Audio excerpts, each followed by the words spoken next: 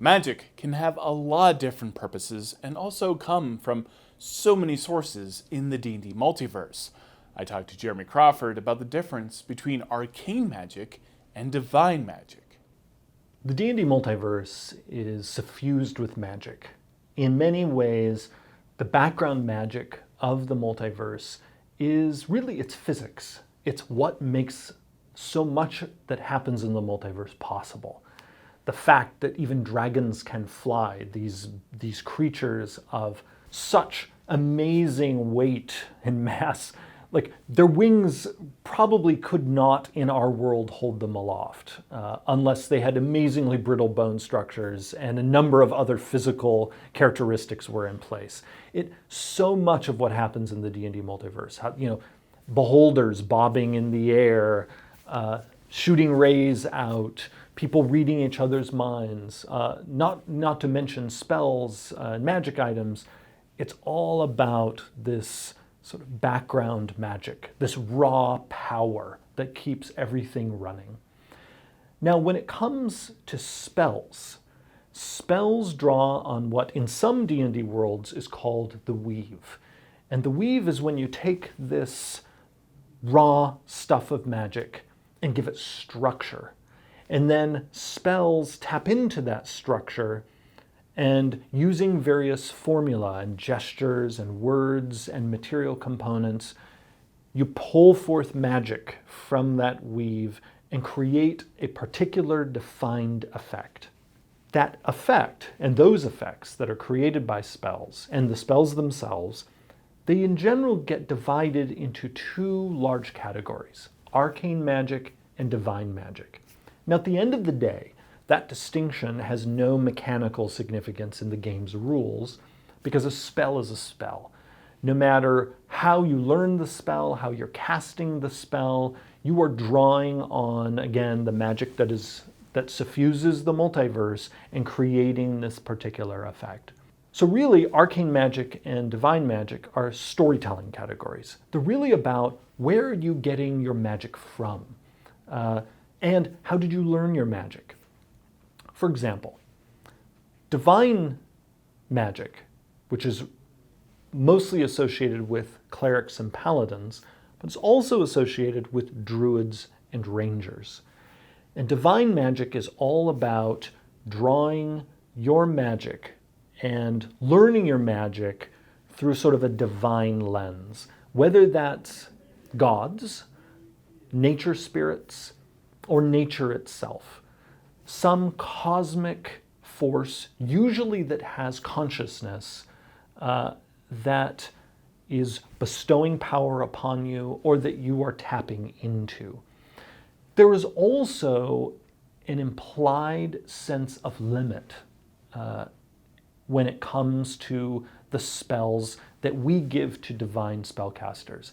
And what I mean by that is when you look at the spell lists for different divine spellcasters, whether it's a cleric, paladin, druid, or ranger, you'll notice that those lists lack the most destructive spells in the game. Those lists do have some destructive spells, but they tend to be filled with healing magic, magic that protects people, some destructive magic, but usually very themed toward, either like divine light or natural forces, something that's appropriate to the class that wields that magic. Those spell lists also don't tend to have many illusion spells. They tend to not have many spells that are about subverting other people's control over themselves over the long term. Although again, there are exceptions. Clerics have the command spell, for instance. Although that really is there to represent what you see in a lot of folklore and myth of our own world, when you have high priests and others filled with divine power, basically being able to tell people to submit and obey their command. So divine magic tends to be nurturing, protecting, only as destructive as it needs to be to fulfill some divine aim. Arcane magic, in contrast, tends not to come from a particular being.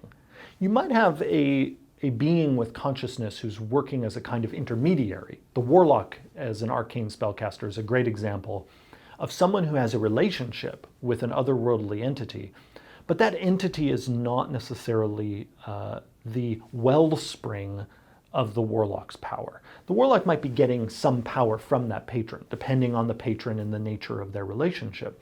But the Warlock is also getting their power just from the cosmos around them.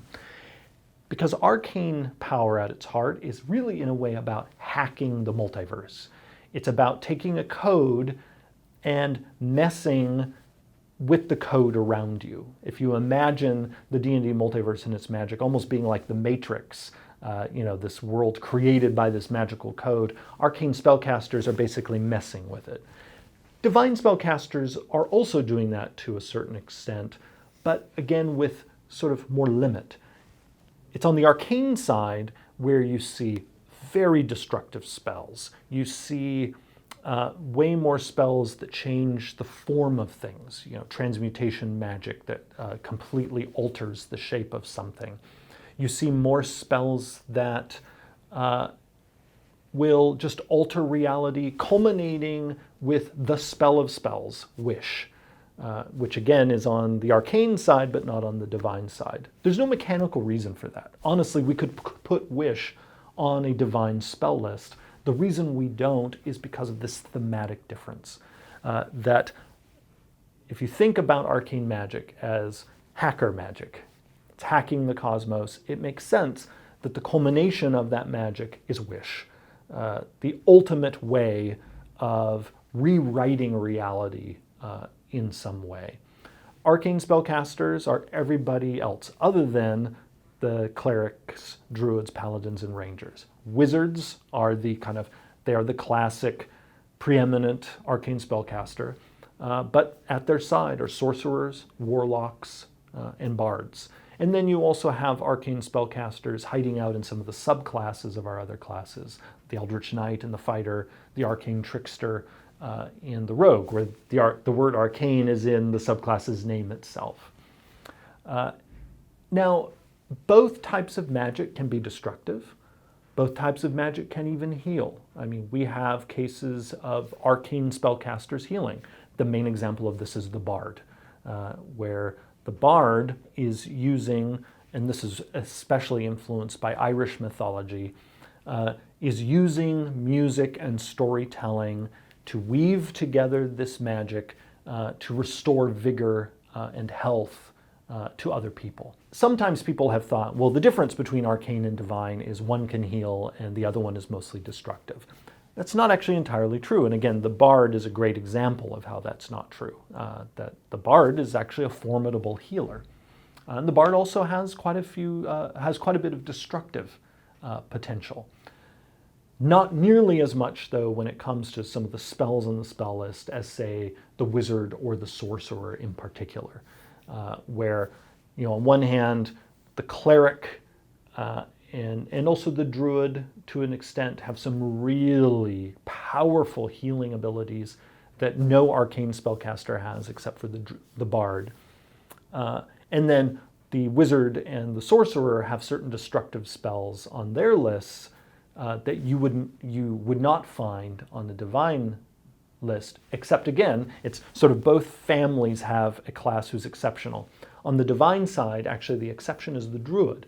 The Druid's spell list, if you decide particularly to follow the Circle of the Land, where you're much more of a spellcaster than a shape changer, the Druid spell list has many spells you can take that are very similar to Wizard spells, and in some cases are the exact same spell that you would find on the Wizard spell list.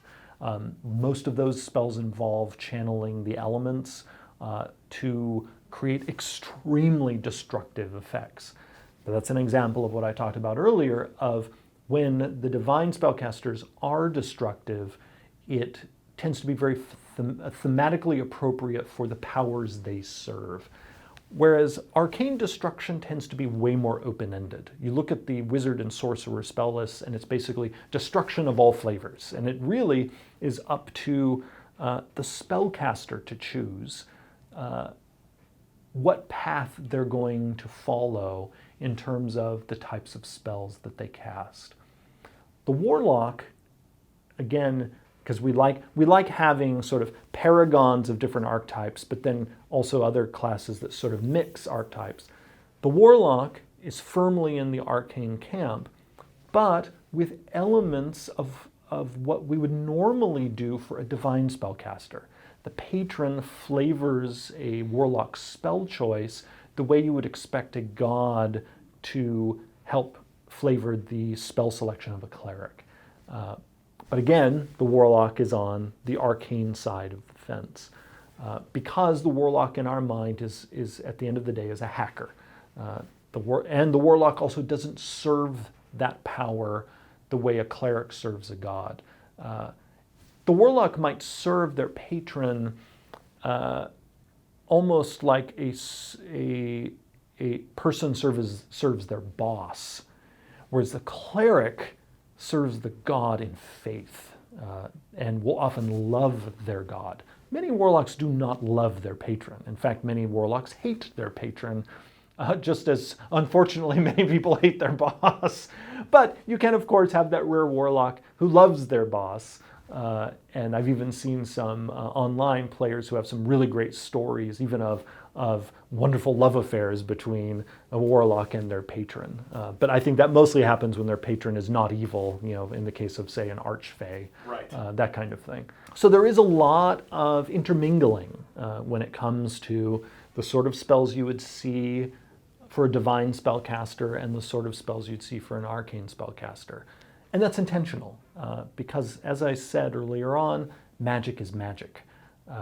The multiverse doesn't care if a divine spellcaster casts that fireball versus an arcane spellcaster.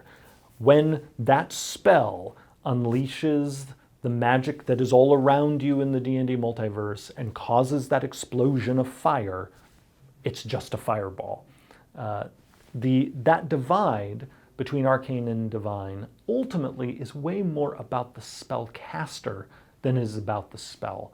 Much more about, again, where does that magic come from? Why am I a spellcaster? And what are my goals as a spellcaster down the road? Is it to serve a great god? Is it to protect nature? Do I wield this magic to gain knowledge? Am I trying to rewrite reality according to my own whims? Am I seeking immortality for myself? Am I seeking to just bring some happiness to the world? Am I protecting justice? So many different motivations can influence how magic users use their magic and to what purpose they put it. And your class helps determine that. And again, this sort of meta divide between divine and arcane can also provide a role-playing framework. Again, is this magic coming in service to a being or cause? Or are you, in a way, manipulating reality to your own designs? Those are kind of the questions posed by arcane magic and divine magic. Thank you, Jeremy Crawford, for being on D&D Beyond. I'm Todd Kenrick. Thank you for watching.